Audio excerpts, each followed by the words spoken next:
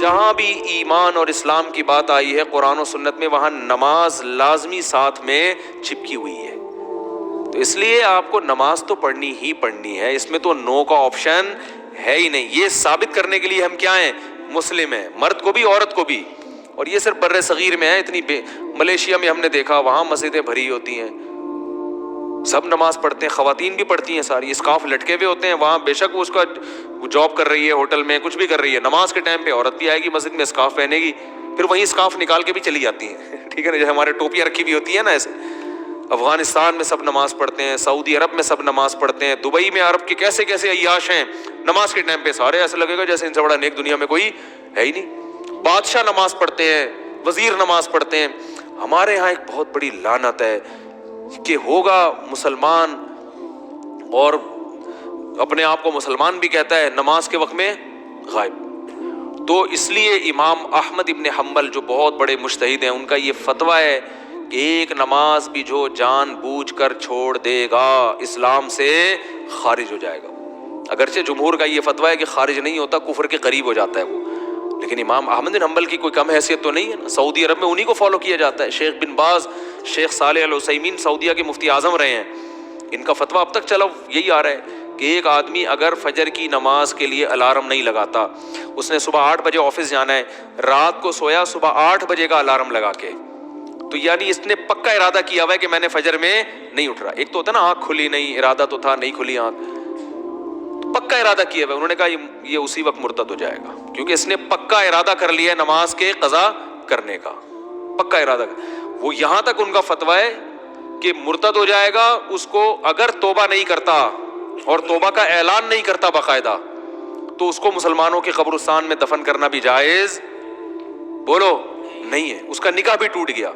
اگرچہ جمہور اس کو نہیں مانتے، لیکن امام احمد بن حنبل کی بھی تو ایک بڑی ویلیو ہے نا، اور عبداللہ بن مسعود کی بھی کم ویلیو نہیں ہے. وہ فرماتے ہیں ہم نبی کے دور میں کسی بھی جرم کو یہ نہیں سمجھتے تھے کہ انسان کافر ہو جاتا ہے، نماز کو ہم یہ سمجھتے تھے کہ کوئی چھوڑ دے تو اسلام سے خارج ہو جاتا. تو اس لیے عرب میں شراب پینے والا بھی نماز پڑھتا ہے، کیونکہ مسلمان میں بہرحال کچھ بھی ہو اسلام کا نام اپنے آپ سے ہٹانا پسند نہیں کرتا. اور آج ہم نے دیکھا ہے مسجدوں کے 7 گھر ہیں، نماز کے لیے نہیں آ رہے.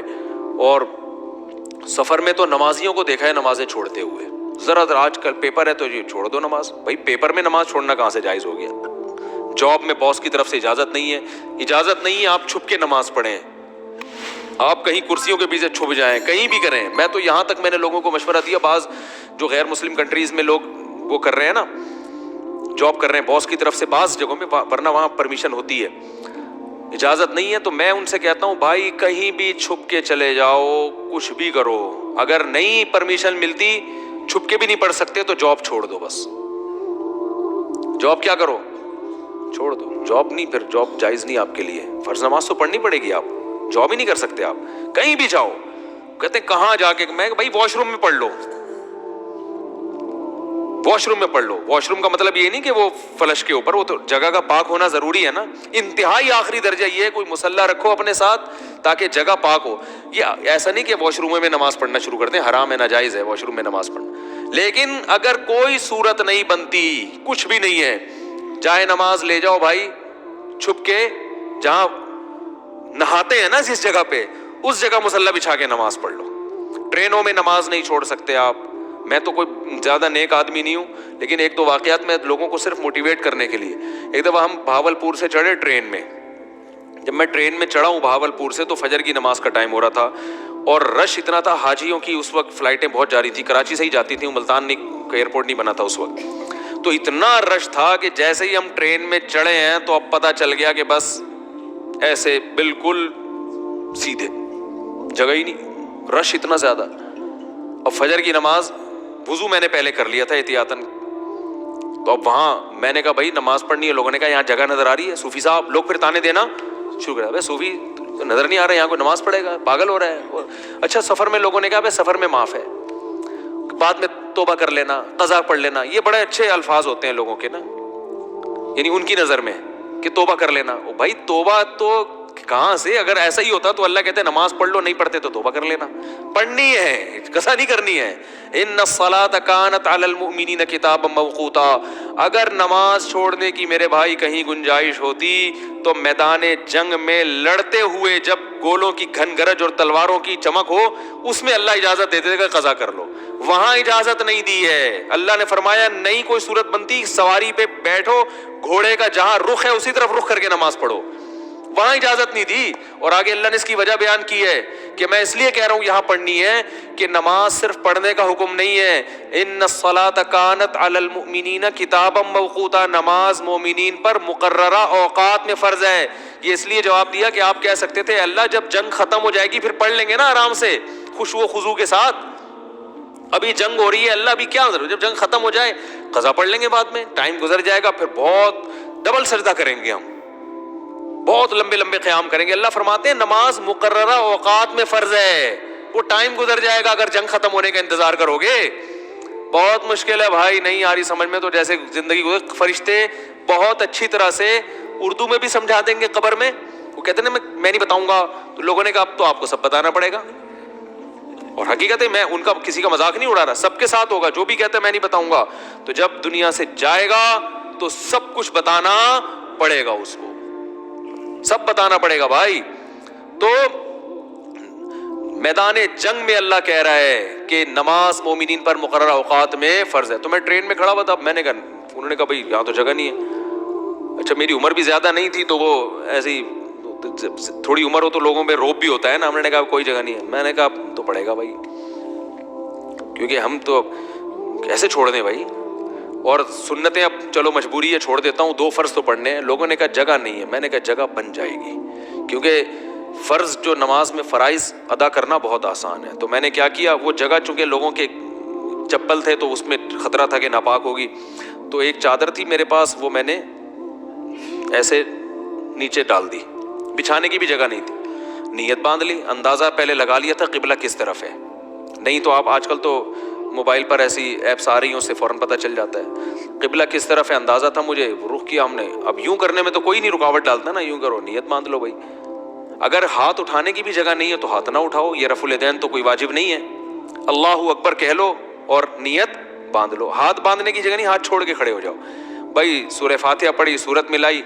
رکوع میں جب آپ رکوع کریں گے تو میں سوچتا تھا W11 کتنی بھی بھری ہوئی ہو، کنڈکٹر جب ایک دروازے سے چڑھ کے دوسرے دروازے پہ کرایہ لے کے نکل سکتا ہے تو ہم اتنے رش میں صرف ایک رکوع کی جگہ ہمیں کیوں نہیں بن سکتی. تو رکوع ہم نے کیا، جھکنا ہے نا رکوع میں، بس جھک جاؤ، بس لوگ خود بخود سائڈ پہ ہو جاتے ہیں بھائی.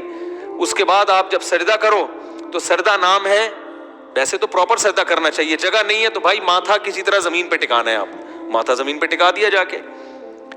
تو 2 رکعت تمیز سے الحمدللہ پڑھ لی، کھڑا ہو گیا میں.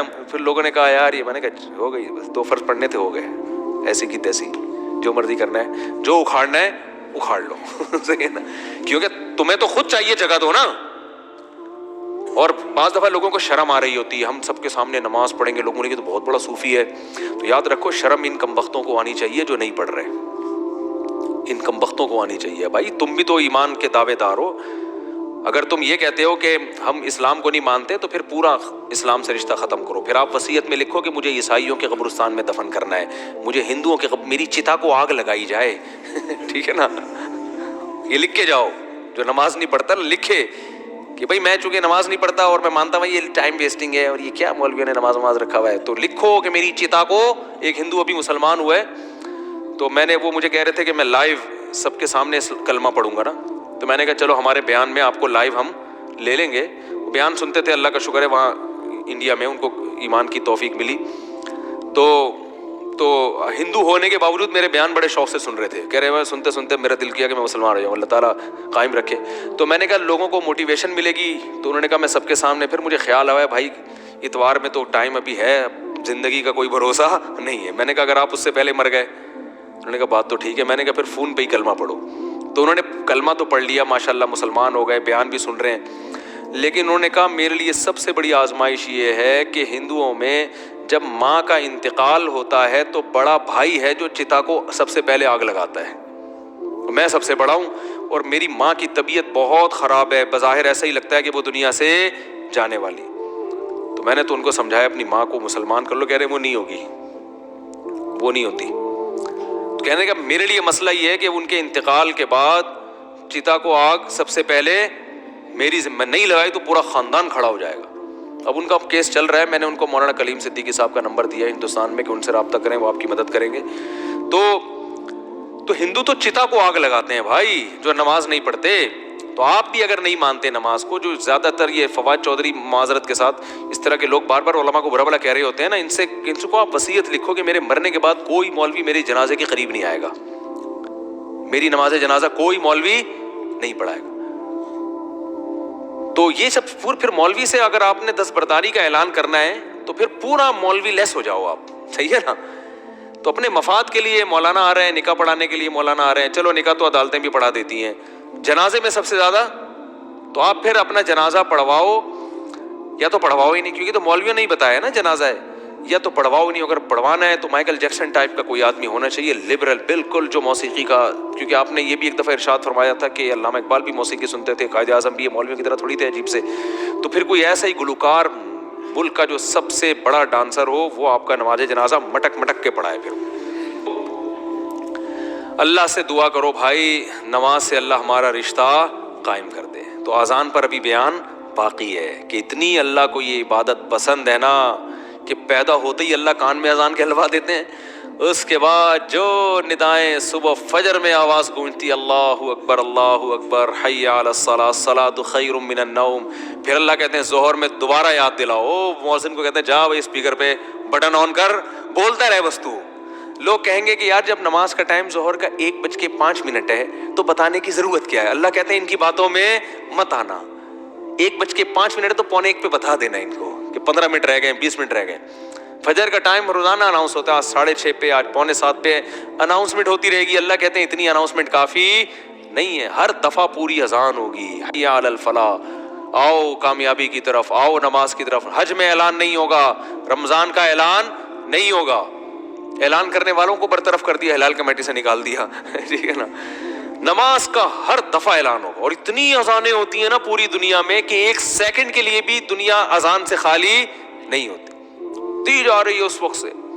تو یہ اس لیے کہ اللہ کی نظر میں اس کی اہمیت اور ویلیو بہت زیادہ۔ اللہ کہے گا ابھی اس مؤذن کو کہا ہے صرف ان کو سناؤ، زبردستی کسی کو لے کے نہیں آؤ مسجد میں، ابھی زبردستی کا ٹائم نہیں ہے، ابھی حساب و کتاب کا ٹائم نہیں ہے۔ تم نے حی علی الصلاح حی علی الفلاح کہہ دیا، اللہ کی کبریائی بیان کر دی، ان کی مرضی آئے نہ آئے، تم گھر تک تھوڑی جاؤ گے بیل بجا کے، بھائی میں نے تمہیں حی علی الصلاح کا، تمہیں سمجھ میں نہیں آیا کیا؟ انگلش میں بتاؤں میں تمہیں؟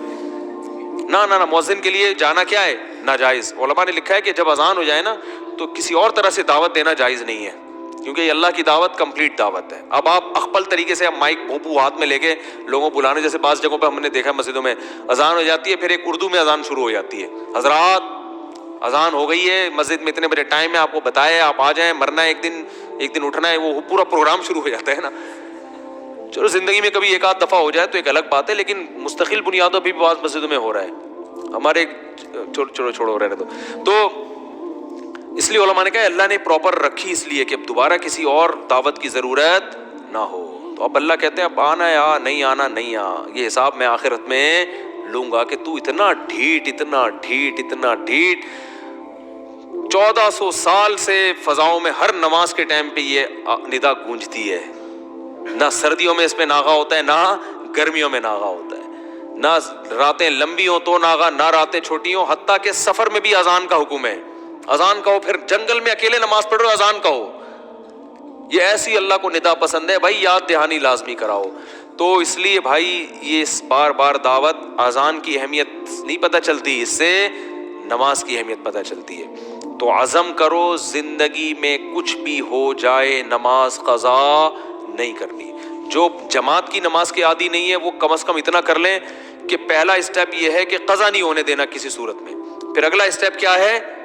جماعت نہیں چھوڑنی کسی صورت میں۔ وہ جماعت اصل تو نماز ہے ہی جماعت سے، اور اگر کبھی چھوٹ جائے نا تو توبہ کرنی ہے اور اس کو قضا کر کے اگلی پڑھنی ہے، پہلے اس کی قضا پڑھنی ہے پھر اگلی، اور کچھ جرمانہ بھی رکھیں اپنے اوپر۔ سمجھتے ہو کہ نہیں سمجھتے؟ اللہ تعالیٰ